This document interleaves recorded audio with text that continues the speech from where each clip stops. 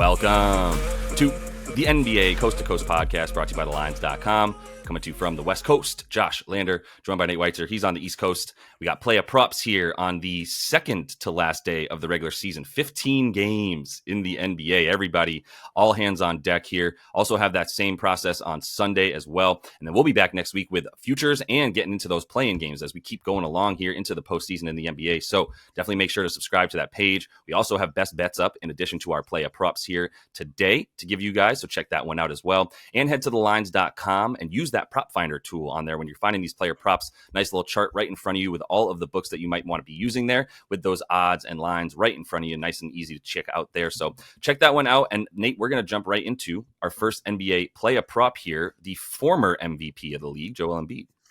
The would-be MVP if he played the entire season. I mean, just scoring at an unprecedented level, and he seems to be back to form. I mean, 36 minutes, 36 points against Detroit, granted, but I mean, more importantly, that was over 2 days ago, and he sat the second half of a back-to-back before that. So I'll take him 30.5 points. Caesars is offering a much better line than anybody else right now. I mean, most places you have to go to 31.5 to get normal juice.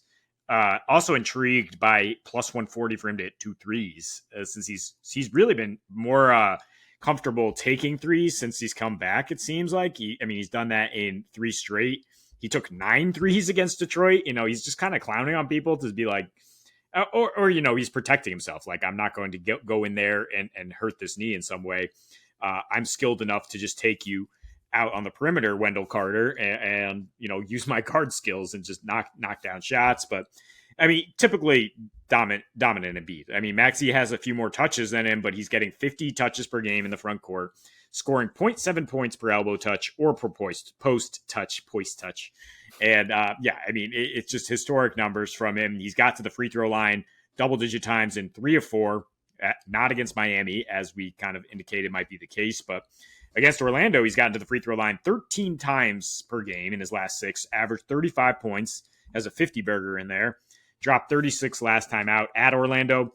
That was with Maxey, also going 32 on 50%. Just indicates that Orlando has trouble with both these guys. I set out like the Sixers team total at 109.5 here.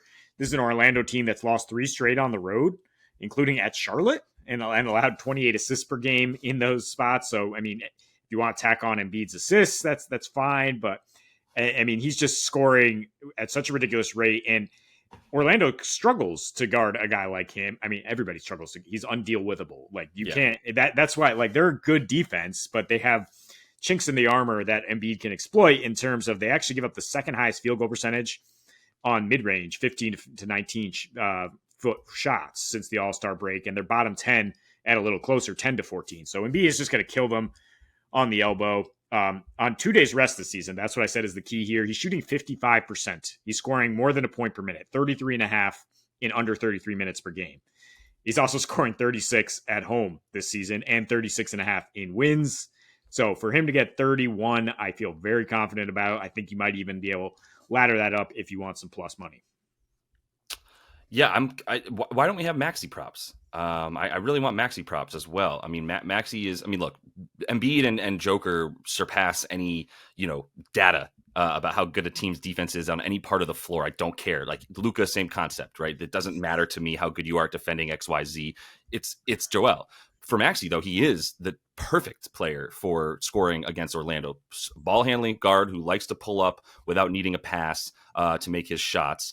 And also just playing above the break and pick and roll ball handler all day. So like, I would love to see some of that stuff. Not sure why we don't have props for him. He's playing in this game, but I was also looking at Joel. I think everybody's expecting him to have a big game. I think that depending on if you believe he's going to play like as many minutes as it takes to win this game, then this should be actually a pretty good win for them. Honestly, like I think -6.5 or so is a pretty good spread to still take Philly on Sure. with the way that, especially the way that with Joel back, I mean, it's just instant that not only are you able to score down low and get to the free throw line, you are now the best defensive team down low in the league. Like there is not a better defensive player down low, in my opinion, than Joel Embiid. So they might be waiting on Kyle Lowry, who's questionable for Maxey, but I think it's more that Embiid is technically questionable, and so once we get like a shoot around report, that could obviously fluctuate Maxey's line a lot. Yeah.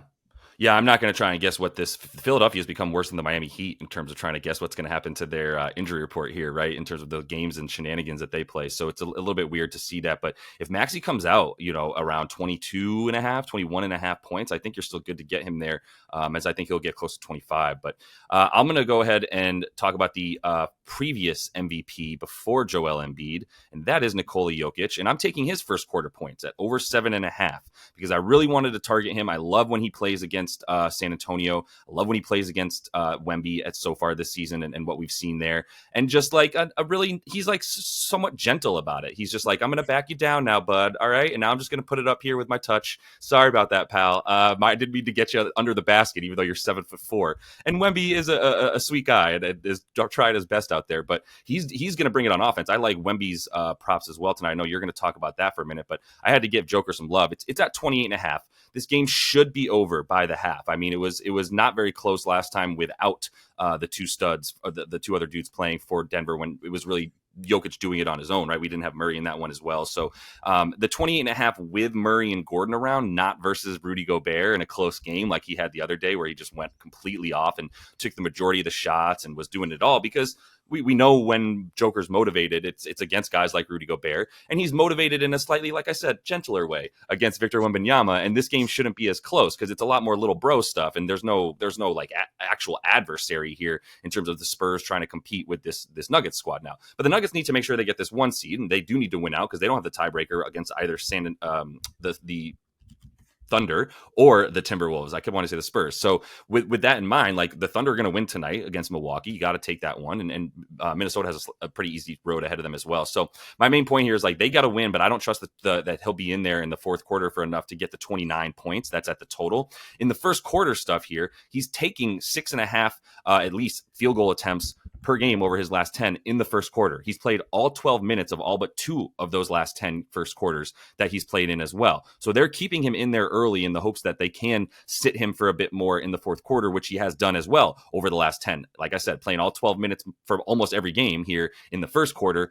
Far fewer minutes in the fourth quarter over these last 10 as well, with a few blowouts in there and a few pretty close games also, and still not necessarily needing him for the entirety of those fourth quarters. So I really I always look at shot attempts, right? And if he's up at over the last 10 first quarters, he's up at about 8 field goal attempts per game, 7.5.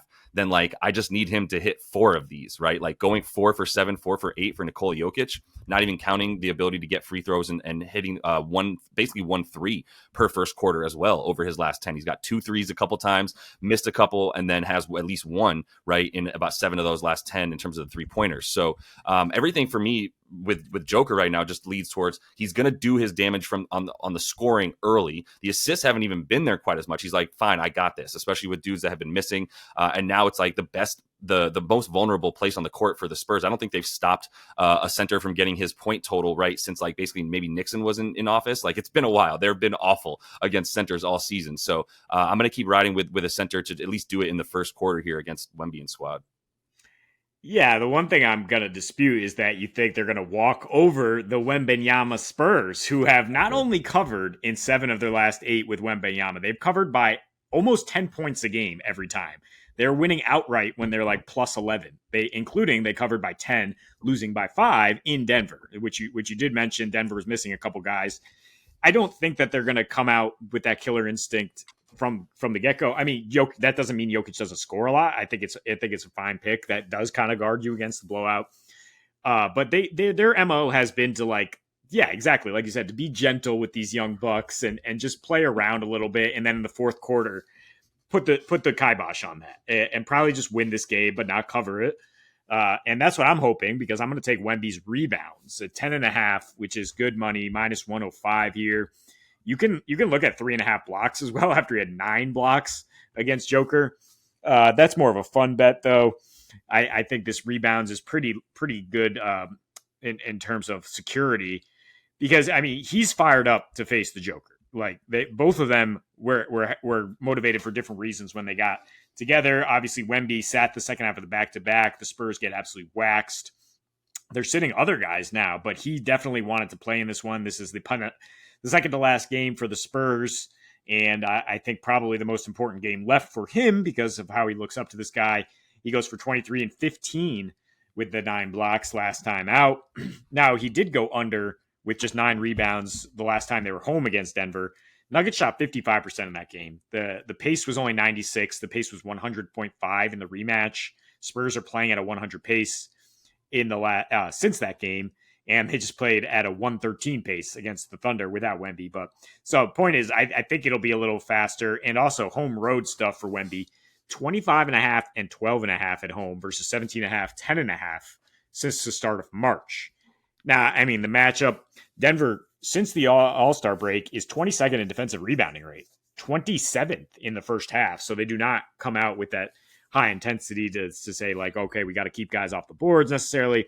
Wemby averaging nearly 3 offensive rebounds at a 75% contest rate post All-Star break. So he will go in there, sky over people, even a Joker who's a great defensive rebounder. Overall, 19.5 rebound chances in his last 6. That's 6th highest in the NBA, averaging 12. And guys don't often even contest that, like that wingspan. Like as on the defensive end, like you're not going for an offensive rebound, like absolutely not. Joker, his contested rate is actually much lower on the road, only 48%. And I don't see him expending a ton of energy to worry about, again, battling Wemby for rebounds. I'm not taking the points here. I think they will find a way to maybe muck it up a little bit with him. Joker has his tricks, but I think there'll be enough rebounds to go around for young Wemby.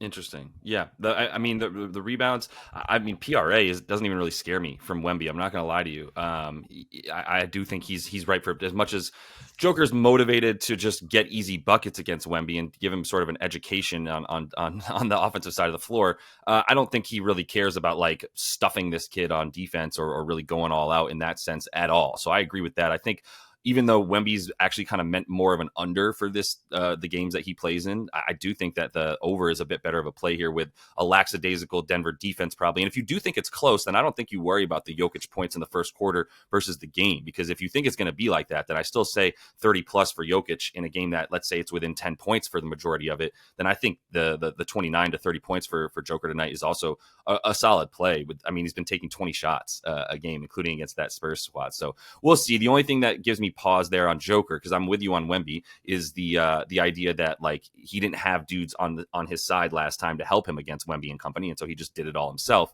But I think the over. I think a lot of guys are ripe to get their overs tonight in this game. But I'm going to close it out with actually probably my favorite bet of all of this, which is Rui Hachimura over 4.5 rebounds, and just leave it to the rebounds, to be honest. There's a couple of things. One, when we took Evan Mobley points the other day against Memphis, not a bad bet.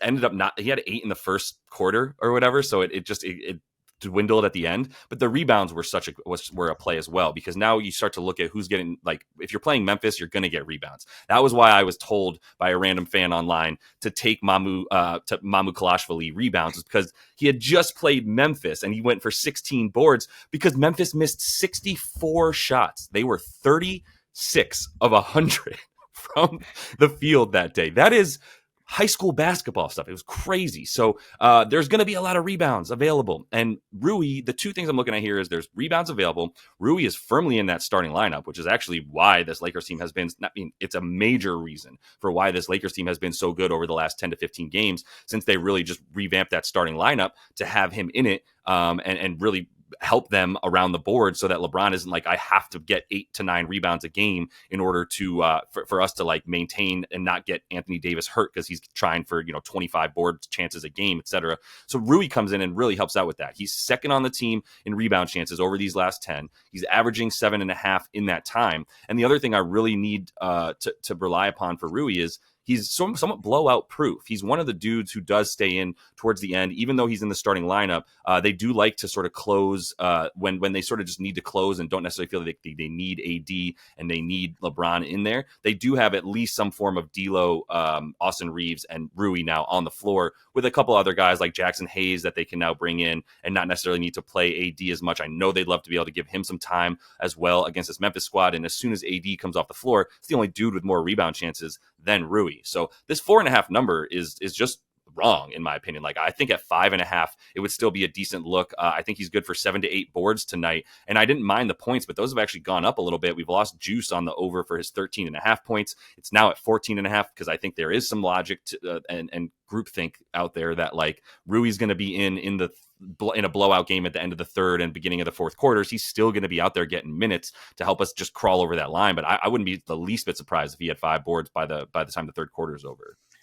Yeah, I was thinking about a LeBron or AD under because of what you're talking about. And yeah, without AD in the lineup, Rui went for 32 and 10 against the Memphis Grizzlies just a month ago, right? A few weeks ago. So I mean, clearly there's precedent for that. The Grizzlies now are far worse offensively. They had Triple J and Bane in that game. They scored 124. And like you mentioned, yeah, it was actually 68 missed shots against the Wembanyama Spurs as they just repeatedly refused to take a high percentage look and get potentially blocked and embarrassed by Wemby. So, maybe AD has a similar effect, causing some missed shots. And yeah, 4.5 rebounds is extremely low. I'm shocked that it's this low. Yeah, it almost feels too easy what we're missing here. I guess maybe they're worried about Timmy Allen on the Grizzlies coming in and grabbing some of those boards from him. But no offense, Timmy, you've looked good so far. So has Zaire Simpson, but maybe some names we'll see in the future for this Memphis team.